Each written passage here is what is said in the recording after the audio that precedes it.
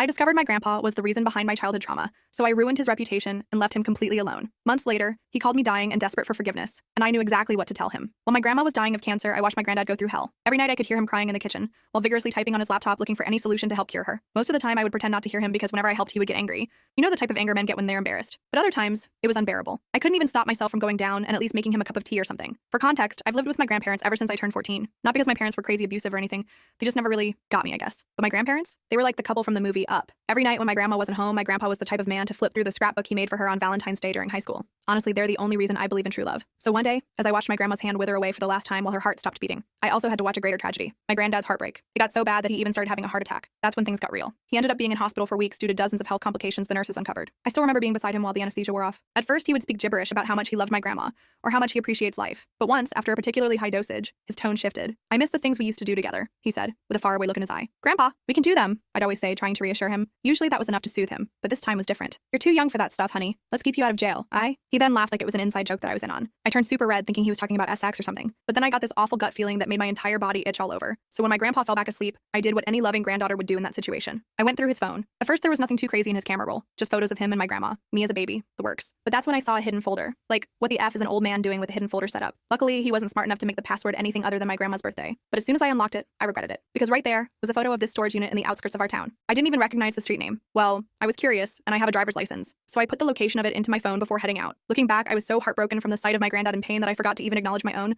and I guess that grief forced its way out of me through an intense obsession of finding information. The drive there was so long that I managed to rewatch all of Madeline Argy's YouTube videos in one go. The storage unit was unlocked, probably because he hadn't expected a teenage psycho to come snooping around. Inside, everything was covered with a thick layer of dust. It smelled like rotting meat. I even had to cover my mouth with the sleeve of my hoodie. Before opening the storage door, I took a deep breath and braced myself. But there was no amount of bracing that could have adequately prepared me for what I saw next. On the surface, it seemed to just be a row of boxes all stacked against each other. But then I opened the one at the top. Inside were dozens of photos of me as a child, ones I didn't even know existed. The first batch was tame, just me in a bikini by the pool, me eating what was probably my first lollipop. Nothing crazy. But then I kept flipping through, and I swear I felt my soul leave my body. Photos of me sleeping, completely unclothed. Photos of me in my cot while men I didn't recognize stood over me touching their, well, bile rose in my throat. My breathing was so shallow I swear it felt like I had just run a marathon or something. I don't even know why I kept looking, but I did. And by the time I had gotten to the third box, I was looking at photos of me crying and locked in a dark room. And not just a basement or anything, no. The walls were lined with toys. By this point, tears were streaming down my face and I was rocking back and forth on the floor. All the photos were all taken from before I had turned 3, which I guess explained why I didn't remember any of it. But I always thought I had a normal childhood. My family practically prided themselves on being the white picket fence dream. I tried to convince myself it wasn't me, that this unit didn't belong to my granddad.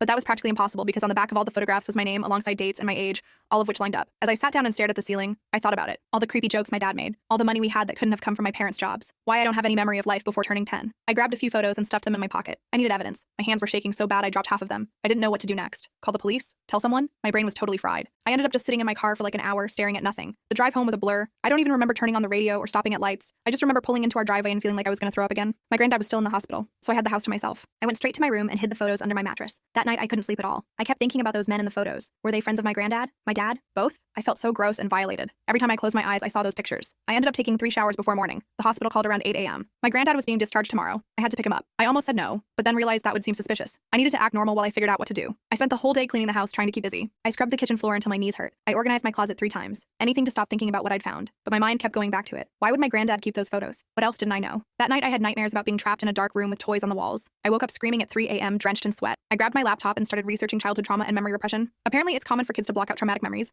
especially from before age 5. That explained a lot. The next morning I drove to the hospital to pick up my granddad. The whole way there, my stomach was in knots. How was I supposed to look at him now? How was I supposed to act normal? I practiced my fake smile in the rearview mirror at every red light. When I got to his room, he was sitting on the edge of the bed in his regular clothes. The nurses had helped him get dressed. He looked so frail and old. For a second I almost forgot what I knew. Almost. "There's my girl," he said, smiling at me. "Ready to take your old granddad home?" I nodded and helped him into the wheelchair. The nurse went over his medication schedule with me. I pretended to listen while screaming inside my head. The whole time I couldn't stop staring at his hands. Had those hands taken those photos? The thought made me want to run away. The drive home was awkward. He kept trying to make small talk, asking about school and my friends. I gave short answers and blamed my mood on being tired. When we got home, I helped him to his favorite chair and made him tea, just like I always did. "You're a good girl," he said, patting my hand. I had to force myself not to flinch. "Don't know what I'd do without you." That night I lay in bed planning my next move. I needed more evidence, something concrete that couldn't be explained away. I decided to plant my old iPhone in the living room bookshelf set to record audio overnight. Maybe he talked in his sleep. Maybe he made phone calls when he thought I was asleep. For the next 3 days, I pretended everything was normal. I made his meals, helped him take his meds, and watched TV with him, all while feeling like I was going to explode. Each night I checked the recordings. Nothing useful, just him snoring or getting water from the kitchen. But on the 4th night, I hit pay dirt. Around 2 a.m. he was mumbling in his sleep. Most of it was gibberish, but one name came through clearly. Douglas. He said it 3 times. Who the hell was Douglas? I'd never never heard him mention anyone by that name. The next morning, while he was in the shower, I checked his phone again. This time I looked through his contacts, and there it was, Douglas, saved under Golf Buddy. My granddad had never played golf a day in his life. I waited until my granddad took his afternoon nap before calling Douglas's number. My hands were shaking so bad I had to redial twice. Finally, I heard ringing. 1 ring, 2 rings, 3. Hello? A man's voice answered. He sounded old, maybe around my granddad's age. I froze. I hadn't actually planned what to say, so I just blurted out, "Who is this?" There was a long pause. "Who's calling?" he asked, his voice suddenly tense. "I found your number in my granddad's phone," I said, trying to sound casual. The line went dead. He hung up on me. I tried calling back, but it went straight to voicemail. I left no message. For the next 2 days, I kept watching my granddad, looking for any sign that Douglas had told him about my call, but he acted completely normal. He watched his usual game shows, complained about his meds, and asked me to make his favorite meatloaf for dinner. I was starting to think maybe I was being paranoid. Then on Friday morning, I went out to drive to school and found all 4 of my car tires slashed. Not just flat, completely destroyed with deep cuts. This wasn't some random vandalism. This was a message. I called the school and told them I had car trouble. Then I called a tow truck and had my car taken to the local garage. The mechanic, Russell, whistled when he saw the damage. "Someone really had it out for your tires," he said, examining the cuts. "This was done with a sharp knife, deliberately. You passed someone off?" I shook my head and told him I had no idea who would do this. The repair bill came to almost $600, nearly all the money I'd saved from my part-time job at the mall. I paid it and took an Uber home, my mind racing the whole time. When I got back, my granddad was sitting in the kitchen eating toast. He looked up when I came in. "Car trouble?" he asked innocently. Too innocently. "Yeah," I said, watching his face carefully. "Someone slashed my tires last night." He frowned and shook his head. "What is wrong with people these days? You file a police report?" I told him no. I just got them fixed. He nodded and went back to his toast. But I swear I saw the tiniest smile at the corner of his mouth. He knew. Somehow, he knew I was digging. That weekend, I decided to try a different angle. I remembered my mom once mentioning that I had a lot of ear infections as a baby. Maybe there would be something in my medical records that didn't add up. I drove to my childhood pediatrician's office doctor, Marilyn's practice. The receptionist, an older woman named Victoria, greeted me with a smile. I told her I needed copies of my medical records for college health forms. She seemed suspicious at first, but eventually agreed to help me. "Let me see what we have," she said, typing on her computer. "Name and date of birth?" I gave her the information and waited while she searched the database. Her forehead wrinkled as she stared at the screen. "That's odd," she muttered. "We have your records from age 3 onward, but nothing before that. Usually we have birth records, vaccination schedules, all that stuff." My heart started racing. "Is that normal? For records to be missing?" Victoria shrugged. "Not normal, but not impossible. Records get lost in transfers sometimes. Your parents might have taken you to a different doctor when you were very young." I thanked her and left with the partial records. Another piece of the puzzle. Why were there no medical records from before I was 3? The same age as in those horrible photos. When I got home, my granddad was watching TV in the living room. I decided to take a risk. I needed to see his reaction. "Hey, Granddad," I said casually. I was doing some spring cleaning in the garage and found a box of old photos.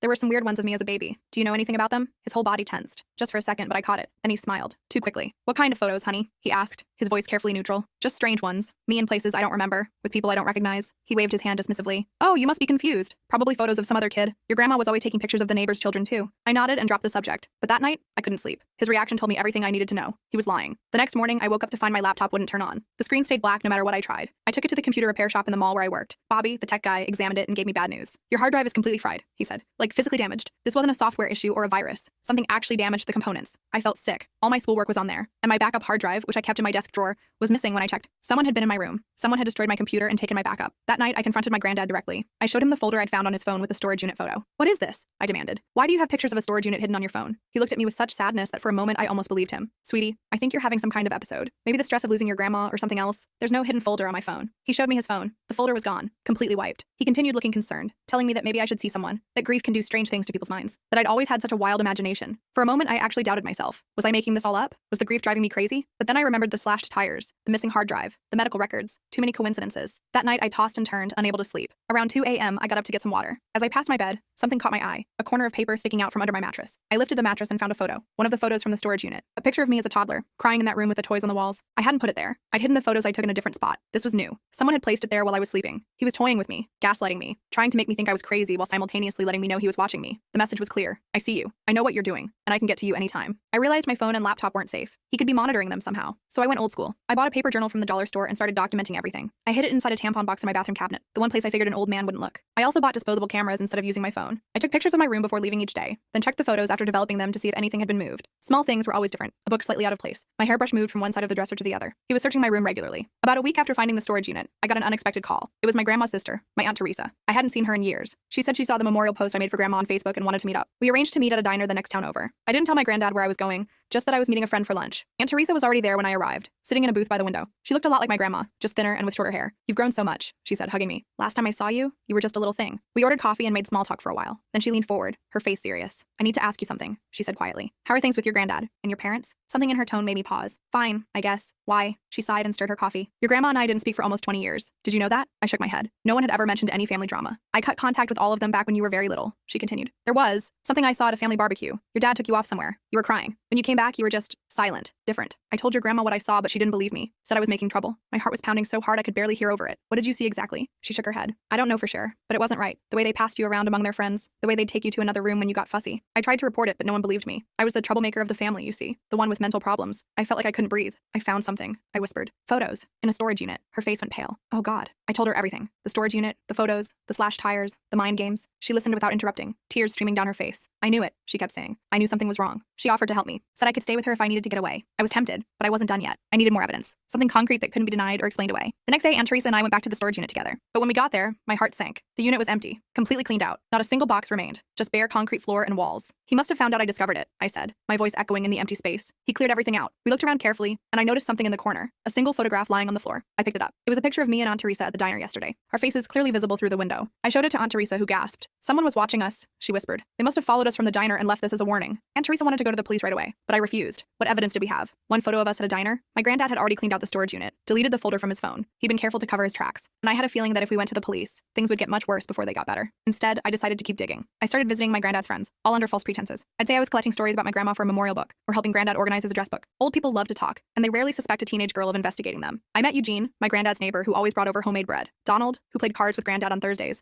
Noah, who ran the local hardware store. Each time, I'd casually ask if they knew anyone named Douglas. Most said no, but Donald's face twitched when I mentioned the name. Douglas who? He asked, too casually. Just Douglas, I said. Granddad mentions him sometimes. Donald changed the subject quickly after that, but as I was leaving, I noticed a photo on his mantle. A group of men at what looked like a charity golf tournament. My granddad was there, and so was Donald. And several other older men I didn't recognize. I asked if I could take a photo of it for my grandma's memorial book. Donald hesitated, but agreed. I snapped a picture with my phone and thanked him. That night, I studied the photo carefully. There were 8 men total, all around my granddad's age. I recognized my granddad, Donald, and Eugene. The others were strangers to me, but on the back of the frame, someone had written, Annual Charity Event, 2010, and listed all their names. One of them was Douglas Thompson. I started researching each man on the list. Most had regular jobs. Eugene was a retired teacher. Donald owned a small accounting firm. But Douglas Thompson owned a real estate company that specialized in foreclosures and rental properties. He would have had access to dozens of empty houses and apartments over the years. I dug deeper into his company records, which were public, and that's when I found it. A cabin rental agreement from 20 years ago. It was rented in my name, my actual name, when I was just 2 years old. And my granddad's signature was on the rental form as the responsible adult. I showed Aunt Teresa what I'd found. She was horrified, but not surprised. She decided enough was enough and confronted my granddad directly. I begged her not to, but she insisted. I was in the kitchen when she arrived. My granddad seemed surprised to see her, but invited her in politely enough. They sat in the living room while I pretended to do homework at the kitchen table, listening to every word. At first, they made awkward small talk. Then Aunt Teresa brought up the cabin rental. Why would you rent a cabin in a 2-year-old's name, Walter? She asked bluntly. The temperature in the room seemed to drop. My granddad's voice turned cold, hard. I don't know what you're talking about, he said, but I think you should leave. I know what you did, she pressed on. What all of you did. To her, to other children probably. You're not family anymore, he said, his voice eerily calm. You never were. Just a jealous, crazy woman making up stories. Get out of my house before I call the police. Aunt Teresa left in tears. I pretended I hadn't heard anything, but 3 days later she called me in a panic. Someone had broken into her apartment while she was at work. Nothing was stolen, but the place was trashed. Her clothes were cut up, furniture overturned, walls damaged. A message.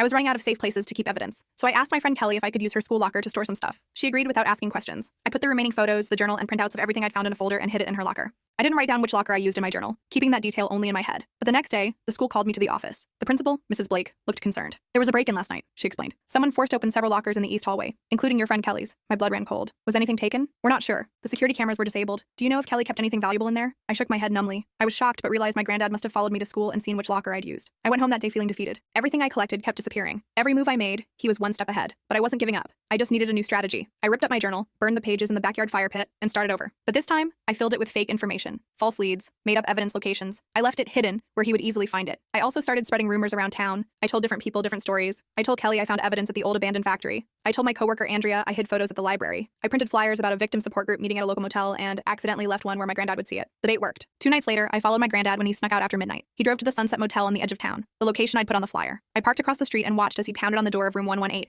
the room number I'd listed. I recorded everything on my phone. He was yelling about shutting this down and keeping your mouth shut. But when the door opened, it wasn't a victim or a support group, just a confused tourist who'd rented the room for the night. The tourist called the front desk, who called the police. My granddad was arrested for disorderly conduct and disturbing the peace. Nothing major, but enough to get him taken to the station. While he was being processed, they found a flash drive in his pocket. Standard procedure. They inventory everything you have on you when arrested. The officer, a young guy named Officer Jordan, recognized my last name when booking my granddad. You related to this guy? He asked when I came to the station after getting the call. I nodded. He's my grandfather. I'm his caretaker. Officer Jordan seemed concerned but professional. We found a flash drive on him during processing. Given the circumstances of his arrest, we'll need to examine it as part of our investigation. I can't share details yet, but if we find anything relevant to you, we'll follow proper procedures to notify you. I thanked him and bailed my granddad out. He was silent the whole ride home. Not angry, not defensive, just silent, watching me. It was the scariest he'd ever been. 2 days later, Officer Jordan called me. He explained that they had obtained a warrant to examine the flash drive due to suspicious circumstances.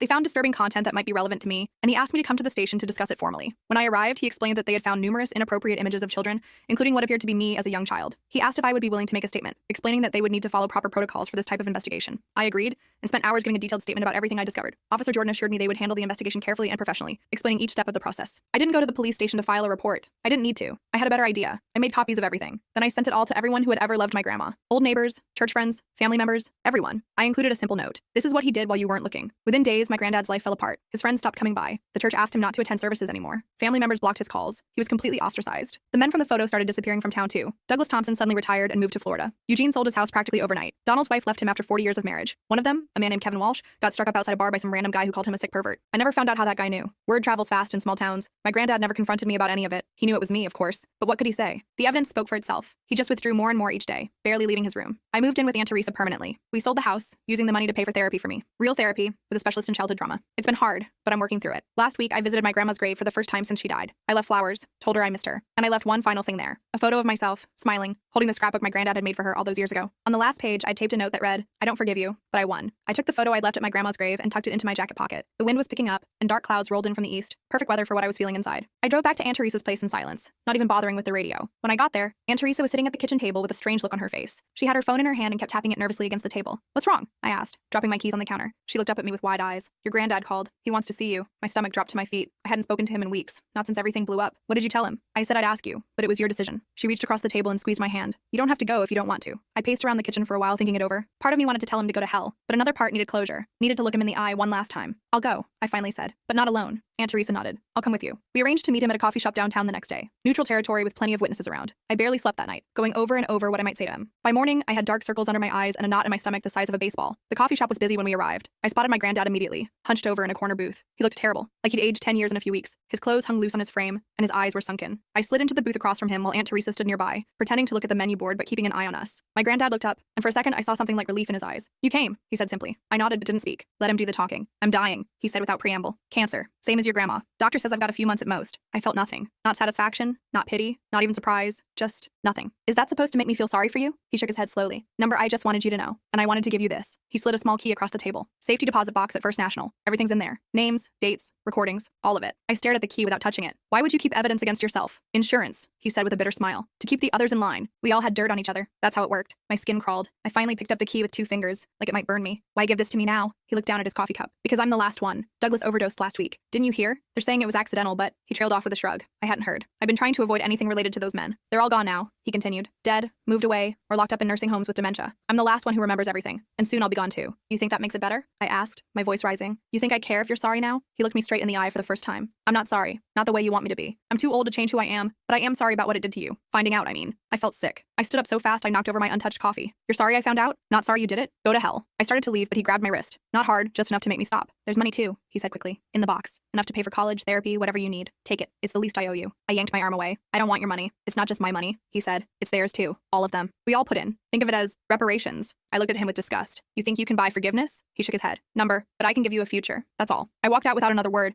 Aunt Teresa right behind me. In the car, I finally broke down, sobbing so hard I could barely breathe. She held me until the worst of it passed. "What are you going to do about the key?" she asked when I'd calmed down. I looked at the small piece of metal in my palm. "I'm going to see what's in that box." The next day, Aunt Teresa and I went to the bank together. The manager took us to a private room with a safety deposit box. When he left, I took a deep breath and opened it. Inside were exactly what my granddad had promised. USB drives, labeled by year, paper files with names and addresses, and stacks of cash, more money than I'd ever seen in one place. At least $50,000, maybe more. But there was something else too. A sealed envelope with my name on it. Inside was a single sheet of paper with an address in a town about an hour away. Nothing else, just the address. "What do you think it is?" Aunt Teresa asked, looking over my shoulder. "I don't know," I said, "but I'm going to find out." We drove there that afternoon. The address led us to a small house with a well-kept yard. An older woman answered the door when we knocked. She looked to be in her 60s, with kind eyes and silver hair. "Can I help you?" she asked, looking confused. I hesitated, suddenly unsure what to say. My name is..." "Oh my God," she interrupted, her hand flying to her mouth. "It's you. You look just like your mother." My heart started racing. "You knew my mother?" The woman nodded, tears filling her eyes. "I'm Grace. I was her foster mother for a while. Please, come in." We followed her inside to a cozy living room. Photos covered every surface. She picked up one and handed it to me. "A young woman holding a baby. That's your mother," she said softly. me, and that's you. I stared at the photo in shock. The woman looked like me, but happier, more carefree than my mother had ever been. I don't understand, I said. My mother never mentioned being in foster care. Grace sighed heavily. She probably didn't remember. She was only with me for about 6 months when she was 16. She'd run away from her parents, your grandparents, after years of abuse. She was pregnant with you and terrified. My hands started shaking. Abuse? Your grandfather was not a good man, Grace said carefully, and your grandmother looked the other way. Your mother wanted to break the cycle. She was determined to protect you. I felt like I couldn't breathe. What happened? She had you here, in this house. You were the most beautiful baby. Grace smiled at the memory. For 6 months, everything was good. She was going to finish school, get a job. We had a plan. Then one day her parents showed up, said they'd changed, wanted to make amends. They seemed so sincere. I knew where this was going. She believed them. Grace nodded sadly. She went back with them, taking you. I begged her not to, but she wanted so badly to believe they'd changed. I never saw her again. I tried to check on her, but they moved away. I looked for years, but they moved across the country, I said numbly. Changed their names slightly. Started over where nobody knew them. Aunt Teresa, who had been silent until now, spoke up. How did you know her parents? Before she came to you, I mean. Grace's face darkened. I was a social worker back then. There had been reports about their home for years, but nothing ever stuck. Your grandfather was well connected in town. Police, judges, other influential men. They protected each other. The pieces were falling into place. My mother hadn't been a willing participant. She'd been a victim who got pulled back in, who maybe thought she could protect me from the inside. Did my mother ever contact you again? I asked. Grace shook her head. But about a month ago, I got a letter from your grandfather. Just your name and a recent photo. Nothing else. I tried to process this. He wanted me to find you, to learn the truth. I think so, Grace said. Maybe in his own way, he was trying to make something right. I wasn't ready to give him that much credit. Or maybe he just wanted to hurt my mother one last time by exposing her secrets. We stayed for hours, looking through Grace's photos and hearing stories about my mother as a teenager. It was like discovering a whole different person than the quiet, anxious woman I'd known. When we finally left, Grace hugged me tight. You're welcome here anytime. This was supposed to be your home. On the drive back, I was quiet, turning everything over in my mind. Aunt Teresa let me think, only speaking when we were almost home. What are you going to do now? She asked gently. I looked at the safety deposit key in my hand. I'm going to talk to my parents. I hadn't spoken to them since everything came out. They'd called a few times, left messages saying they wanted to explain. I'd ignored them all, but now I needed answers. I called them that night. The conversation was brief. I told them I knew everything and that I was coming over tomorrow. My father started to protest, but my mother cut him off. We'll be here, she said quietly. The next day, I drove to their house alone. Aunt Teresa offered to come, but this was something I needed to do by myself. My parents were waiting in the living room when I arrived. They looked terrible, like they hadn't slept in weeks. I sat across from them and placed the safety deposit key on the coffee table between us. I know about Grace, I said without preamble. I know you were in foster care. I know what they did to you. My mother's face crumpled. She started crying silently. My father just stared at the floor. Why did you go back to them? I asked. Why would you bring me into that? I thought I could protect you, she whispered. I thought if I was there, they wouldn't, that I could stop them. Did you? I demanded. Did you protect me? She looked up, her eyes hollow. Not enough. Never enough. I tried, but they always found ways. Drugging me, sending me on errands. By the time I realized I couldn't stop it, we were trapped. They had photos, videos. They said they'd release them, ruin our lives, and I was weak. I'm so sorry. I wanted to hate her. Part of me still did. But looking at her now, I could see she'd been as much a victim as I was. Maybe more, because she remembered everything. What about you? I turned to my father. Were you part of it? He finally looked up. I met your mother after she came back. I didn't know anything until after we were married. By then it was too late. They had their hooks in too deep. I didn't know if I believed him. I wasn't sure I ever would. I'm not here for apologies, I said. I'm here because I need to know if there were others, other kids. They exchanged a glance. My mother nodded slowly. Yes. Over the years. Not many, but yes. I pushed the key toward them. There are names and evidence in that safety deposit box. Enough to put people away if any of them are still alive. I want you to take it to the police. All of it. My father looked startled. But that would mean, I know what it means. I cut him off. You'll have to admit what you knew and didn't stop. You might go to jail, but it's the only way I'll ever consider having either of you in my life again. I stood up to leave. My mother grabbed my hand. What about you? What will you do? I gently pulled away. I'm going to college in the fall. Psychology. I want to help kids who've been through what I went through. I was using the money from the safety deposit box, though I didn't tell them that. It felt right somehow. Taking their dirty money and using it to heal the damage they'd caused. 3 days later, my parents walked into the police station with everything from the safety deposit box. The investigation is still ongoing. Some of the men are dead, but not all. There will be trials, eventually. I don't know if I'll testify.